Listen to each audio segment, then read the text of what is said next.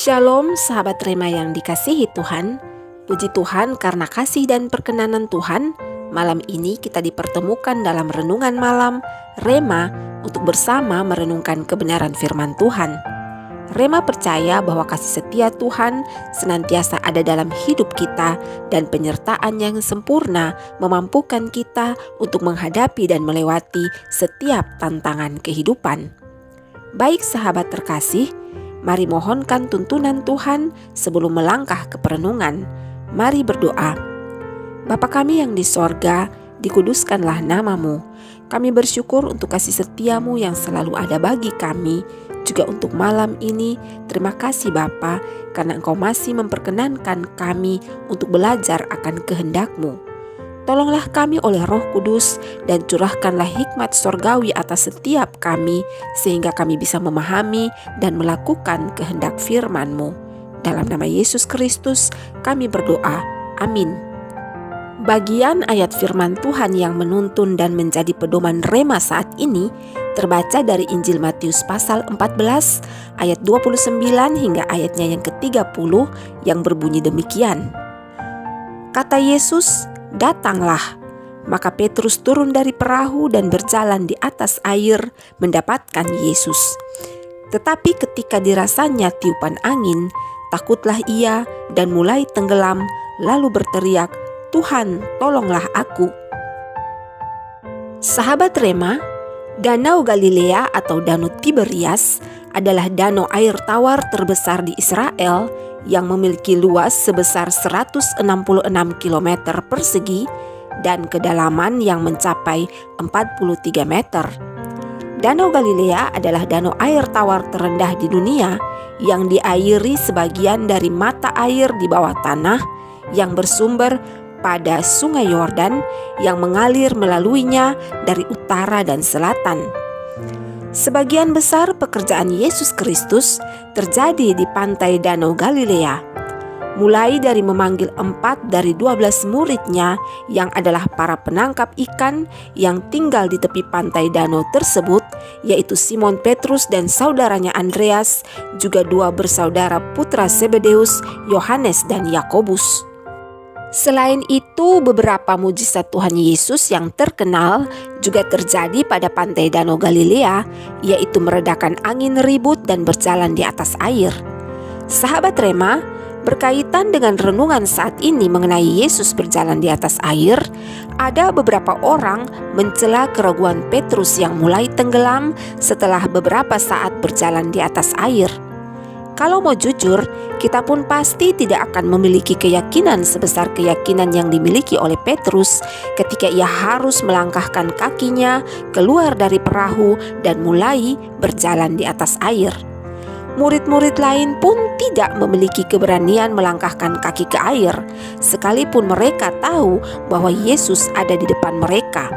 Hanya Petrus sendiri yang berani melakukannya, meskipun beberapa saat kemudian setelah mulai merasakan tiupan angin, ia mulai tenggelam. Sahabat Rema, dari kisah Yesus berjalan di atas air ini, ada 2 pelajaran penting yang kita dapatkan, yaitu yang pertama, keyakinan akan kuasa Yesus membuat kita mengalami perkara-perkara yang mustahil. Ketika Petrus memutuskan untuk melangkahkan kaki di atas air, yang diyakininya hanya satu, yaitu bahwa Yesus yang berkuasa itu ada di depannya, dan Yesus sendirilah yang menyuruhnya untuk berjalan di atas air. Sebagai manusia biasa, hal berjalan di atas air adalah sebuah perkara yang mustahil. Tetapi Petrus tidak mempedulikan keterbatasannya sebagai manusia. Ia lebih percaya pada kuasa Yesus.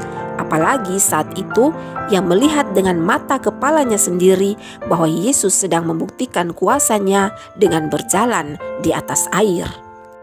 Petrus sejenak melupakan hukum alam bahwa sebuah benda dengan berat jenis lebih besar dari berat jenis air akan tenggelam dalam air. Yang ia tahu saat itu hanyalah Yesus menyuruhnya berjalan di atas air dan Yesus sendiri yang berada di depannya, sehingga ia tidak perlu takut. Dari hal ini kita dapat belajar bahwa ketika percaya sepenuhnya kepada Yesus dan tidak bimbang, maka kita akan menyaksikan bahkan melakukan perkara-perkara yang mustahil. Yang kedua, berpusat pada masalah membuat iman kita goyah. Sahabat, Alkitab mencatat bahwa Petrus mulai tenggelam ketika ia merasakan tiupan angin yang membuatnya takut. Kita kagum dengan keberanian Petrus ketika berjalan di atas air. Namun ketakutannya ketika merasakan tiupan angin juga menjadi pembelajaran bagi kita untuk tetap fokus dan memandang pada Yesus sekalipun banyak kenyataan yang menggetarkan di depan kita. Ketakutan Petrus adalah ketakutan setiap anak-anak Tuhan saat menghadapi tantangan kehidupan. Satu hal yang perlu dan harus selalu diingat oleh setiap kita adalah bahwa ketakutan dalam hidup tidak akan menghasilkan mujizat dalam hidup ini, justru malah akan semakin membuat kita terpuruk. Namun, kabar baiknya ada Yesus yang selalu siap mengulurkan tangannya untuk menolong saat kita membutuhkan pertolongan. Sahabat Rema terkasih, malam ini, saat ini, Yesus sangat rindu untuk menyatakan mujizat-Nya dalam hidup setiap kita. Yesus ingin agar kita berjalan di atas air dan mendapatinya. Yesus ingin agar kita sungguh-sungguh mempercayainya sebagai satu-satunya penolong yang setia yang sanggup melepaskan kita dari segala persoalan kehidupan. Apakah pergumulan yang sementara engkau jalani saat ini? Apakah itu sakit penyakit, hubungan keluarga yang tidak harmonis, masalah pekerjaan, masalah ekonomi, atau apapun itu? Yesus sementara menunggumu dan Ia siap mengulurkan tangannya untuk menolongmu. Tugasmu cukup percaya dan tetap pandang pada Yesus, maka engkau akan menyaksikan mujizat demi mujizat yang terjadi dalam hidupmu. Percayalah sahabat, Tuhan Yesus sangat mengasihimu. Mari berdoa. Bapa, di dalam nama Yesus, kami hanya mau percaya pada kuasa-Mu.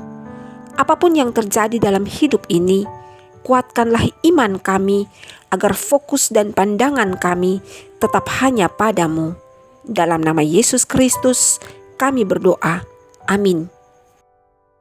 Sahabat Rema yang diberkati Tuhan, tibalah kita di akhir perjumpaan. Pesan Rema, lakukanlah sesuatu dengan keyakinan, maka engkau akan tahu bedanya ketika melakukannya dengan keraguan. Terima kasih untuk kebersamaan saat ini. Jika sahabat diberkati dengan video Rema kali ini, maka berbagilah sehingga orang lain pun diberkati melalui engkau. Akhir kata, selamat beristirahat dan sampai jumpa pada video Rema selanjutnya. Tuhan Yesus memberkati. Shalom.